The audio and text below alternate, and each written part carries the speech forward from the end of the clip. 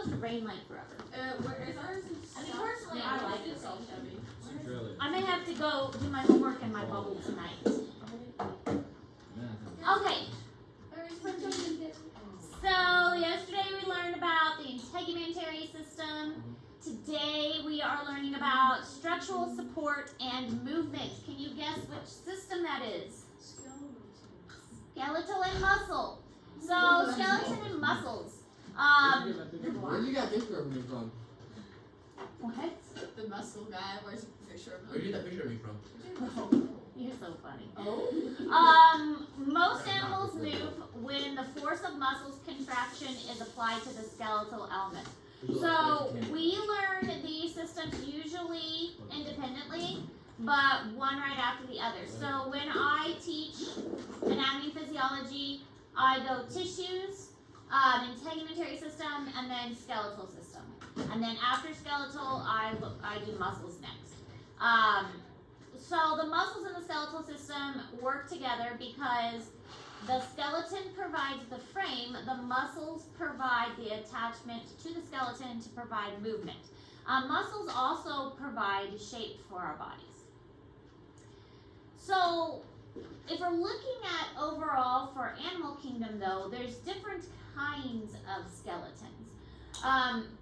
We think mostly about like the skeleton in our body kind of skeleton, but that's true, except for the entire animal kingdom has other kinds of skeletons. There's something called a hydrostatic skeleton. Sharks don't have bones and cartilage. It's true.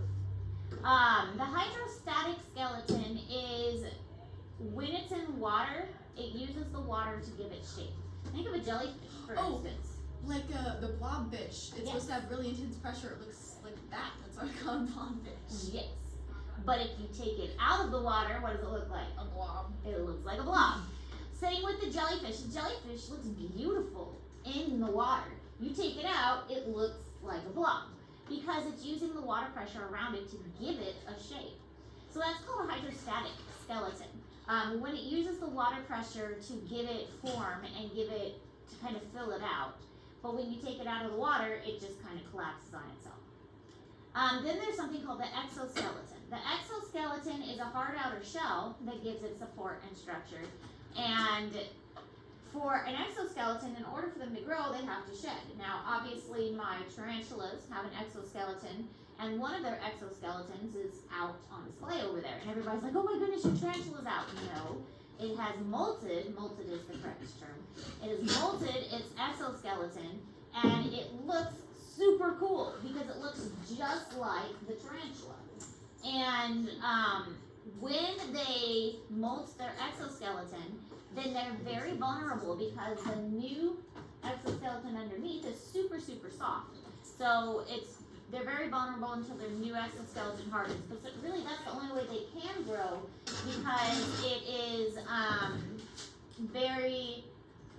it's impossible for them to grow in just one exoskeleton. So they have to shed it to grow. And then, of course, what we have is an endoskeleton. All right, so here's an example of a hydrostatic skeleton, and it is using the water to support it. This is a type of anemone, and it is awake here, but it's kind of collapsed in on itself here, where all the tentacles are inside. So this is the same thing, just at a rest, and this is awake. And with an exoskeleton, then it's using the hard shell to support the muscles on the inside. So these are the muscles, and it's using the skeleton on the outside to have the muscle attachment to it. And then, of course, the endoskeleton. This is of a type of lizard. They have a lot more bones, especially in the tail region, than we do. If you go on to take a zoology course, then we do all kinds of dissections. It really depends on the price. We've dissected turtles in the past. We dissected snakes for reptiles. Sometimes we've done lizards. It really just depends on like what kind of reptile we do. Usually we do frogs for the amphibian. Do you do those balls and boys in the room? Yeah, he usually is asleep.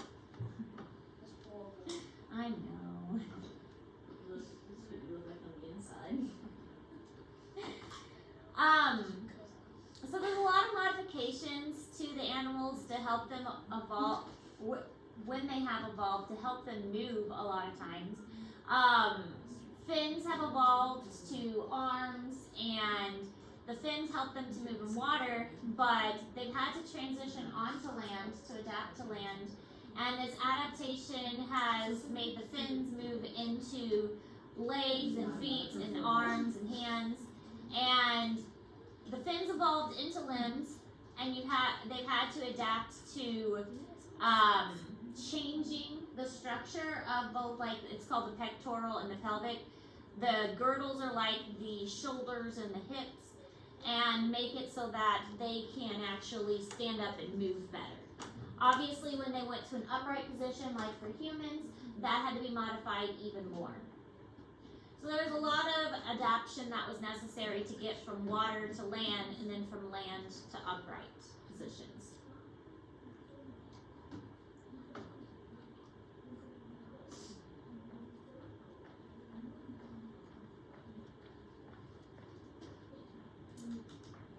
So here is some of the words that you'll need to know. Again, there will be some identification on this test, but it's going to be mostly terms that you are familiar with. So I do expect you to know some of the bones, and I do expect you to know some of the muscles, but I'm not going to pick ones that are really obscure and that are really complicated, because I'm not trying to throw you off and confuse you. There's a lot to remember. You guys know what the patella is, right? Yeah. Okay. So see, I had to learn that in like 7th or 8th grade. I'm trying to pick ones that you're already familiar with. So rib cage, obviously. The sternum is also known as the breastbone. You've got ribs, facial bones, cranial bones, vertebrae. The intervertebral discs are the cartilage between the discs, and then patella, of course, is the kneecap. So really, we're looking at the blue words are the ones that you are responsible for knowing. So again, the blue ones are the ones you're responsible for knowing. The clavicle is your collarbone. Scapula is your shoulder blade. Humerus is your arm. Yeah. Radius, all the carpals. Yeah, because we had to learn phalanges My and phalanges. tarsals and metatarsus. Yeah, so I picked the major bones that are hopefully you're familiar with. Pelvic girdle can actually be broken down into 3 bones, and so I did not break those down. Take anatomy, we'll definitely break those down. Take anatomy, we'll learn all the wrist bones, because the carpals are broken down into wrist bones. Yeah. I learned about my triangular cartilage because it's weird to Yeah. In anatomy, we not only learn the bones, we learn the parts of them, because the parts of the bones have names. But we are not going that in depth here. So tibia, fibula, No, keep it over. It's really cold. tarsals, metatarsals, and phalanges. So with your tarsals, they also have a lot of different names, but really all I'm expecting you guys to know are tarsals. So again, I'm not expecting you to go in depth with these. Take anatomy, we'll go much more in depth. And also in anatomy, I have bone examples, and we have a bone lab test for anatomy. So Did Mr. Skeleton calls it? they're actual bones in a box, and so they'll be laid out on the Shot. Is it human bones? Mrs. killed someone for their bones. Oh. They're replicas.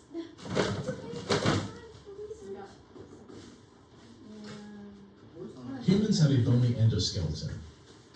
The skull consists of cranial bones, which encase the brain, and facial bones, which include the bones of the jaw. The sternum, or breastbone, and 12 pairs of ribs form a rib cage that encloses and protects the heart and lungs. The vertebral column is made up of 26 bones, with cartilaginous vertebral discs between them. Together, the skull, rib cage, and vertebral column constitute the axial portion of the skeleton.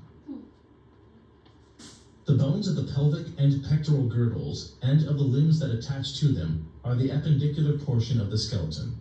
The pectoral girdle consists of the thin collarbone, or clavicle, and the shoulder blade, or scapula. Muscles attach the pectoral girdle to the humerus in the upper portion of the arm. The humerus is attached to the radius and ulna.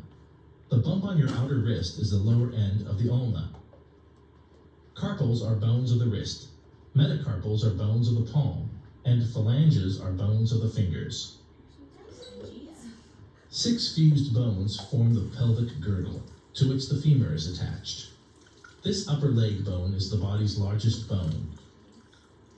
A bony kneecap, or patella, protects the knee joint, where the femur attaches to the tibia and fibula. The tibia is the larger, weight-bearing bone. The tarsals make up the ankle and heel, and the metatarsals are bones of the sole of the foot. The phalanges are the bones of the toes. What about the patellar tendon? Did you do that? No. Okay. I can say that. Alright, so that's there's something called microscopic and macroscopic. Macro means big, micro means small. So that was the bigger macroscopic portion, but we do look at things on a cellular level as well, such as how the bone itself is made. And so if we're looking at the bone matrix and how the bones are made, it has a lot of collagen fibers and mineral salts. Yes, bones do break, but bones are actually more bendy than you realize. Bones can be flexible and bendy. They're built by osteoblasts. Osteoblasts are cells that, the bone cells that build. Osteoclasts are bone cells that actually destroy and dissolve. So you can think of it as blasts build and clasts cut. So they're the clasts cut and dissolve the bone. Now osteocytes are the little cells that live in the bone that are just like constantly replenishing it. So there's 3 types of bone cells: osteoblasts, osteocytes, and osteoclasts. And if you didn't figure it out yet, osteo means bone. So anytime you see osteo, and anytime you see site is referring to cell. Blast build, clast destroy, site just means cell. We have compact and spongy bone, and the compact bone makes up like the outer portion, and the spongy bone usually makes up the end of the bones and the center portion. There's also red and yellow marrow. Red marrow makes up the, like, what's making the blood, and yellow marrow is made out of fat. There's more red marrow in children and more yellow marrow in adults. Which one's better? Not necessarily better. If you need to make more red blood cells, sometimes your body will convert yellow marrow to red marrow in an attempt to make more red blood cells. So like if you move to the mountains and are at a higher elevation, and your body needs to start making more red blood cells to help you acclimate, then your body will start making more red marrow. So red is more needed. Yes. But like where we live now, you probably will start having more yellow marrow because you're starting to become more of an adult. However, my children, because they're a little bit younger, they'll probably have more red marrow. But really little kids, like 2 and 3-year-olds, have a lot of red marrow. Yeah, I've seen that people put their babies outside in like the winter to help them with their immune system. How about Like, that? well, no, you put them in a crib, you cover them with a bunch of blankets, and you leave them out No, there. just leave them out in the You cold. literally leave them out there. They're like, help their immune system. It's like, well, I'm not gonna do that, but okay. Like, what did you say, man? So this is what bone looks like on a microscopic level. This is the spongy tissue here, and bone is living. That's another thing that people don't often realize. It's kind of bendy. It takes a while before it breaks, but it is alive too. That's why it hurts if you break a bone. There is nerves in it, and the nerves run throughout it, and it hurts like crazy if you break it because it is living. The other thing is bone repairs really well. If you break a bone, it takes about 6 to 8 weeks to repair, but it does repair, and it repairs very good. Isn't it like stronger than the rest of the bone? callus on it and it gets a bump on it. So yeah, it repairs pretty good. But there are other things in your body that don't repair well. So if you can usually tell where there was a break before because it will have like that bump there. If you break like right here, like on your face, will it have a bump just the rest of your life? It depends on how bad the break is usually. This is called your zygomaticus, which is your cheekbone. And it's actually, it's hard to describe, but there's like a part that comes out here, and then this is all hollow. So, so it depends on how bad you break it. I would not want to break it. So the reason I have this little arrow here is this is the one I want you to remember. You're not expected to know all of this until you take anatomy. But I want you to remember the osteocyte, okay? The osteocyte is this little cell here. He lives in a little, like, cave. The cave is called a lacuna. And he has these little, like, spider legs that go out and join other osteocytes. And so he just kind of chills out, and he makes the bone all around him and his little lacuna. And I think he looks kind of like a spider with all his little legs going out. But all of these little dots here are little osteocytes that are making bone. So, yeah, little osteocytes producing the bone matrix. So that's the one I want you to remember. Here's what it looks like under a microscope. All these little spider-looking things are osteocytes. This is the center of the space. And here, this whole thing is called an osteon. So this is an actual, again, living bone. And this is the spongy bone here. This is the growth plate. So when you're growing, this is made of cartilage. But when you're an adult and you stop growing, this part turns into bone. So as long as you're young and still growing, this is cartilage. When you stop growing, that turns to bone.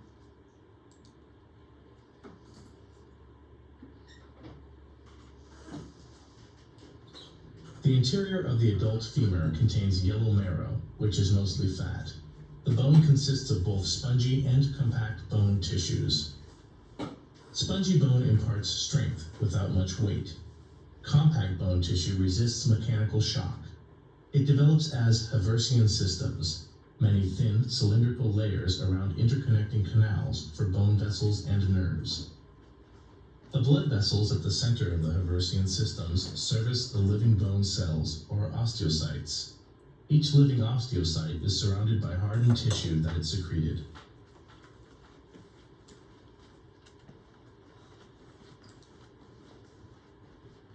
Alright, so here are the functions of the bone. They do help with movement because they anchor the muscles. They support the body. They do protect. So think of the rib cage, protecting the heart and the lungs. Think of your brain protecting your, sorry, not the brain, the skull protecting the brain. There you go. Mineral storage is going to store calcium and phosphorus, and the blood cell formation. So these are the main functions of the skeletal system. Bones develop from a cartilage model. So when you are a baby, they start off as cartilage, and as you develop, you have vessels that kind of come into the cartilage, and as the vessels come, it brings nutrients with it. Those nutrients are going to start to harden the bone, and as they start to harden the bone, it's going to lay down that kind of bony osseous material. The first part here is the primary area, primary ossification center, and then you're going to have vessels here at the end, and this is going to become the secondary ossification center. So this is, and then here's your growth plate that will later turn into bone as well. So this is just another example. You have the cartilage, and then once the vessel comes, it'll bring the nutrients in, and then it'll start to turn to bone. It starts with the center. This is called the diaphysis, and this is called the epiphysis. And so the diaphysis starts to harden first, and then you get the epiphysis that start to harden when the vessels form. This is what osteoporosis looks like. You have hardened bone first, but then as you get older, you get osteoporosis, which starts to eat away at the bone and make it very brittle. So people who have osteoporosis their bones are going to break a lot more easy, and their bones become very brittle. So if they fall down, their bones break. Oh. Yes. Usually it's in elderly people, and that's why falling for them is very dangerous. Alright, so then along with the system we have joints. Joints are regions where bones meet. You can think of your major joints like the knee and the shoulder and the fingers, but there are lots of other joints. And yes, we have joints that move very well, like the knee and the elbow, but there are joints that don't move quite as well.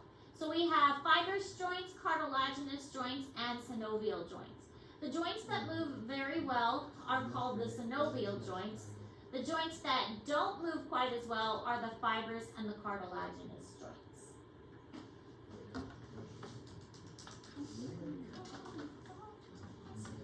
You don't know? Wait, you Oh, you don't know?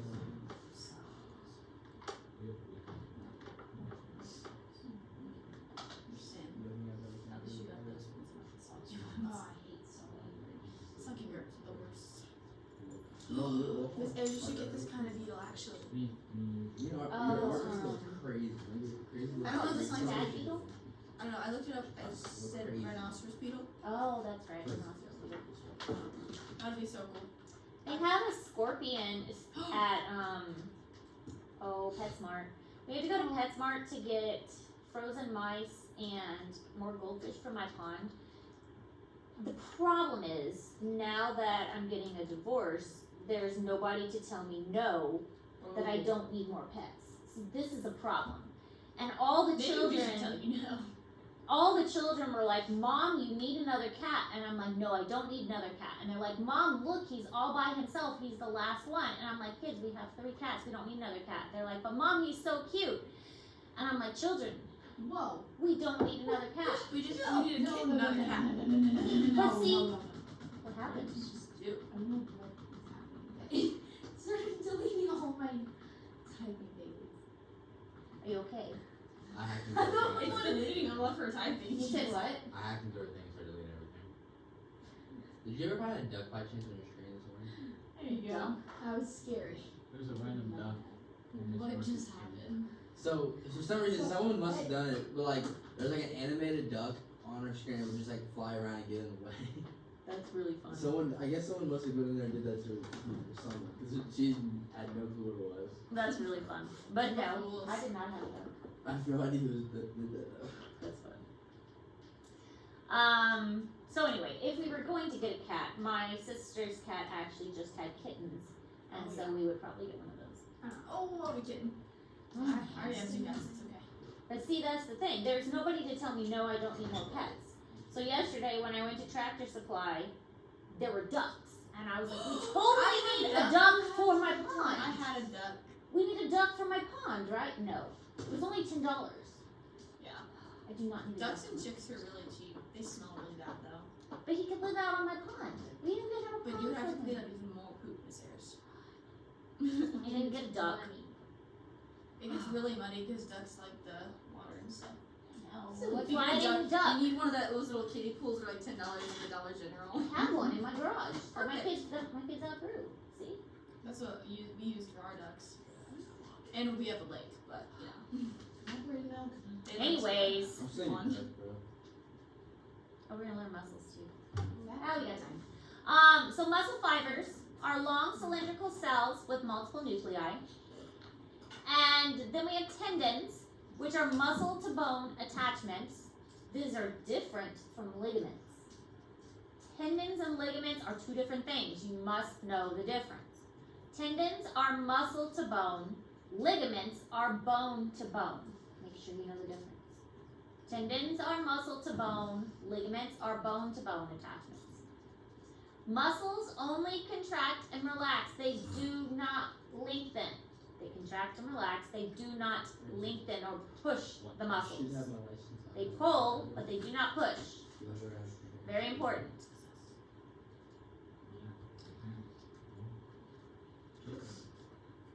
Mila, did you figure it out?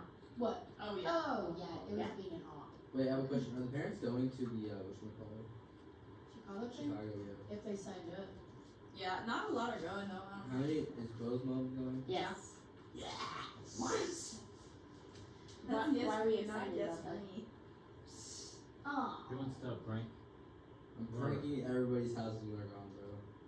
It's not yours, it's just like Alright. But like his dad's so funny. yeah, make his dad look at shit, so he think I don't know, you're just kind of wouldn't. I don't know, my parents aren't I going. don't mean that in a good way. Only my mom is going. I wouldn't wanna go. Even if I wasn't there. Alright, so some I was muscles so- work together as pairs. This one is a pair grouping that we mention quite often because most of us are familiar with it, the bicep and the tricep. So when the bicep contracts, it pulls the arm toward the shoulder. But in this case, the tricep is relaxed. However, when the tricep contracts, the bicep relaxes and the arm extends. So this is a great example of muscles working together. One of them to perform one function and the other one to perform the other function. Alright, so these are the muscles that you are responsible for knowing. Again, I tried to pick ones that you are already familiar with, such as gastrocnemius, and bicep, and tricep, deltoids, those kinds of things, rectus abdominis. So hopefully they are not going to be too difficult to learn. When we dissect the pig, you should be able to see a lot of these, probably not all of these. So, Riley Robinson, back to the art room. Does not take out the hour. so hopefully you already know these from like gym class and stuff, like your quads and that kind of stuff. So. All right, joints. I really think these things, these bursae, are super cool. So bursae are filled with synovial fluid. Synovial fluid is, it cushions, it protects, it absorbs impact. So like when you jump, your joints just don't, like the bones don't hit each other. So it absorbs an impact. But these bursae are also really cool. So you've got these tendons and ligaments. So a tendon is a muscle to bone attachment. Ligament is a bone to bone attachment. But if you ever have two ropes against each other and the ropes are rubbing against each other, what happens? Yeah, Yeah. they create friction and heat. That's a word. Now, if you have like two ligaments next to each other, or a tendon and a ligament, and they're working, what's going to happen to them? You think that's good? Friction. Friction. But a bursae, which is a little pocket of synovial fluid, keeps them separate so that friction doesn't happen. So it's really kind of neat that our body came up with this method of separating them so that we don't have to worry about friction. So it puts this little pocket of fluid between them so that they don't have to worry about friction. Our body is so smart. So it created a pocket so that we don't have to worry about friction, and it's called a bursae. So if we look at a muscle fiber, it's made up of many myofibrils. It's really kind of weird. I make my anatomy students construct this out of straws. So it's like, imagine an individual straw, and then you have a bundle of straws, and then you bundle those straws into a bundle, Bigger bone. and then you put it in a bigger, yeah, it's like bundles and bundles and bundles. And then everything has a name, because why wouldn't it? So you have one myofibril, and then it's got like a coating around it, and then all of those have a coating, and then the coating has a name, but then the bundle has a name, and then this bundle has a name, and the coating has, it's got a lot of names. It's all got names. And then eventually you get a muscle, and then the surrounding, like the coating of the muscle has a name. So everything has names. Because why wouldn't they? Myofibril. Because why wouldn't they? So see the outer sheath, that has a name, but then like each one of these has a name. So one bundle of muscle fibers in parallel inside the sheath. So, and then the sheath has a name. So everything has a name. Because, you know, why wouldn't they? Why wouldn't scientists name every single thing? In anatomy, we learn all the names. You know how you break this one? You just need to know myofibril. Mm-hmm. It eventually makes muscle. My fibrils. Methods. Oh, what are the other ones? Think of it as like a straw, and then a bundle of straws, and then that bundle makes a bundle, and so on. It's like those wires. Miss Murphy, can I get a drum book? Miss Harris. What did you call me? Miss Harris. Yeah. Yes, that's fine. What? Alright, then we have this thing called sarcomere. Remember that striations we saw on the muscles and the cardiac and the skeletal? This is what makes the striations.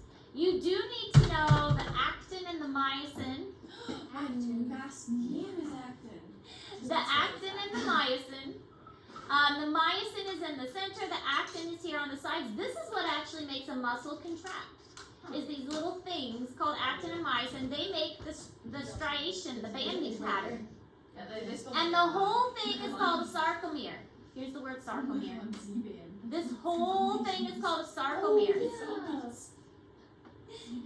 Niche reference.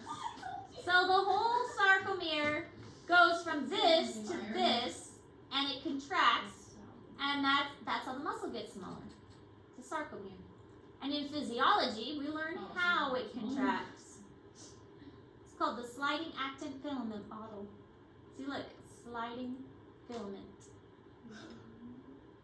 Sliding actin filament model with a sarcomere.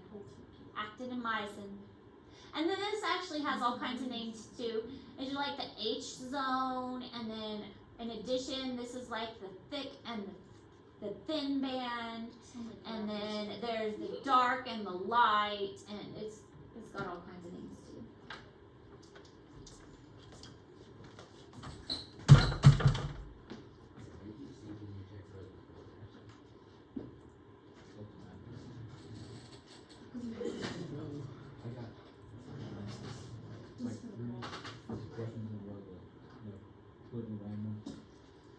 All right, so then you have a nerve that comes and joins, and it sends a signal. It's called a neuromuscular junction. Neuromuscular junction sends a signal to the muscle. It's kind of fun. Neuromuscular junction tells the muscle what to do. So this is spinal cord here. This is your spine saying we're going to send a signal to the muscle, tell the muscle what to do. So the brain sent the signal down the spine, sent the signal to the muscle. Not gonna lie, I feel like, sorry, this is really random, but like, when you started spine, I was like, ever since, kind of had to sit up straight to where you don't have back problems when you're really old. And he, this is what he says against that. Yeah. Next time, don't get killed by a shredder. I'm gonna be one of those really hunchback old ladies. You died 3 times. Oh, we got and we just 2 deep. Oh, we're almost done. We're almost done. We can do this. Egg, sugar, butter. No, we can't. Just give up.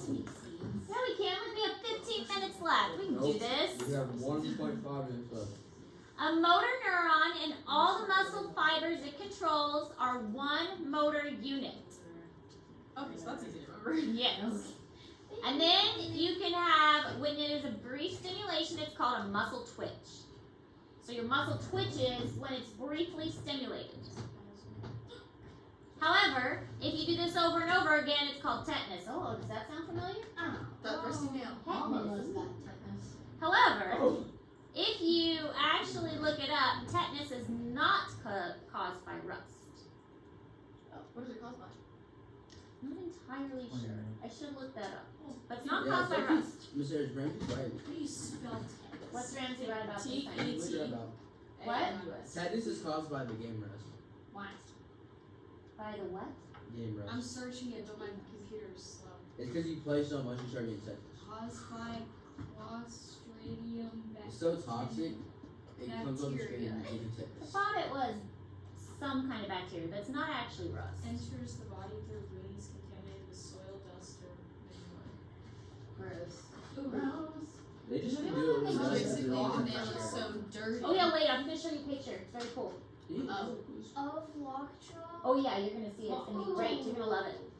Wait, no, thank you. Yeah, lockjaw. So basically what it does is it makes all the muscles in your body clench and you can't unclench them. That one episode of Henry Danger. Yeah. Oh my So tetanus makes every single muscle in your body clench up where you can't unclench it. And there's a great picture coming up so you can see it. It's really stinky. walking. Isn't that when they were the It's gonna be used, and eh? stuff like the walking? So here is an example with a stimulus. Your body receives it. You have a contraction, but eventually that contraction ends and your muscle relaxes. But if you stimulate your muscles and then you allow it to relax a little bit, but you don't relax all the way and you stimulate it again, you can actually get more muscle contraction. So this is like if you do interval training. So it's ultimate muscle contraction. Yeah, so like So with it's like interval cramp. training, you relax your a little bit and then you stimulate again and you relax, and so you can actually build up that muscle contraction. However, with tetanus, which is what's happening here, It's just your body never gets a chance to relax. So that'd be like a cramp. Yes. So you cramp because your muscle is holding so tight that it can't relax. So why do I cramp when I'm laying in bed sometimes? yeah. Because your muscle, the I wanna muscle, forget. you moved too quick, and your muscle wasn't prepared, and so it I was laying in bed. I was like, It contracts like up. when you move your neck and you get that weird pain. Yeah. Purple corn pudding. Something. So in order for muscles to contract, they need a lot of energy, ATP. And think way back to cellular respiration. Usually they're going to operate by oxygen or aerobic respiration, but if not, they're going to go to lactic fermentation. What if you have no energy? That's a great question. What if your muscles are super sore? Do you know? I go to So Charlie strong. Horse. It was so bad I could not stand up, and so I had to like crawl in the bathroom for like 2 days. It hurts. It hurts And the then- muscle. And then I had to Wait. like limp for like 3 months. If you get tetanus all over your body, it would crush your bones. It's going to crush your bones, but What if you're so strong though? I don't want to. Like, so a couple you- things about tetanus. Well, and also rigor mortis. So this we learn in anatomy. Rigor mortis is when your body gets stiff after you die, because Oh, I felt. you actually need ATP to relax your muscles. So if your body is no longer making ATP, then your body cannot relax the muscles. So your body, your muscles will cramp up, but you're not making ATP, so your body can't relax them. So that's what rigor mortis is. Mortis is. Samuel, did you watch me wipe out yesterday? Yes. I was wondering. All right, so I was muscle looking at fatigue Parker that time. decreases a muscle's capacity to generate force. So eventually your muscles do get tired. The contraction force does get tired, and you run out of energy. So you can, muscle fatigue happens with age, disease such as muscular dystrophy. This can also weaken the muscles. Or if you're just out of shape, you can get tired too. I watched my dad say that's the other day. So he's all old. Wow, that's crazy.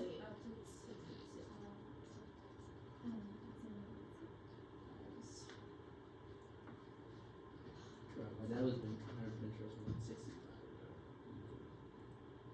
I slept. No, he's getting deep.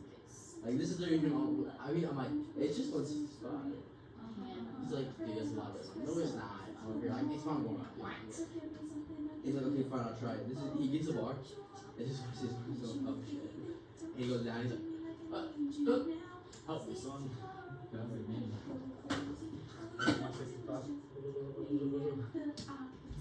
what's your math? All right, so this is what Oh my tetanus looks God. like. What? 20 pounds over body weight. Tetanus is when all of the muscles contract at the same time. Oh my So imagine every single muscle in your body contracting. I mean, look, even his toes and his fingers and his eyes are contracting too. So- contract your eyes. Everything, like every muscle, How do you contract your eyes? like his eyelids. It's perfect. Guys, no problem. Look at it though. Imagine that every single muscle in your entire body. Guys, remind me to Now always think- have shoes on. Think how much energy this takes. It takes energy for your muscles to contract. So imagine how much ATP he's using. Wait, How long does that last? when would that stop? It doesn't. But like, When you die. Basically, when he runs out of energy. What if you eat food? What? You can't because your jaw's So locked. you're in so much pain. How do you scream for help? You're just sitting there. Oh, wait. Aren't there vocal cords muscles? So what are your... How would you solve that? Basically, you just die. You just yell for like. And I'll be like, stop yelling. And he's on a at me." whole long, yeah, I don't. Finally shaved your brush. Wow, that's crazy. Vocal cords are muscles. So what happens to vocal? You wouldn't be able to talk because everything's frozen. So basically, you would What if I die just, a like- very hard death in our If I deny it, What? if I just deny it, it's just, it's my body, I can get full control of it. You can't It though. is how Your you muscles go. are completely I'm gonna check contracted. Norris. I'm checking it cramps. It would have You happened better to Chuck check his Norris. closet for Chuck Norris. Close the air. Alright, so that is all the Where's your notes for today. Ow! You're Okay, still really? working on the 11 body systems. Really? Maybe go all the way over here. You should have been attention to notes. Oh, how do you do it?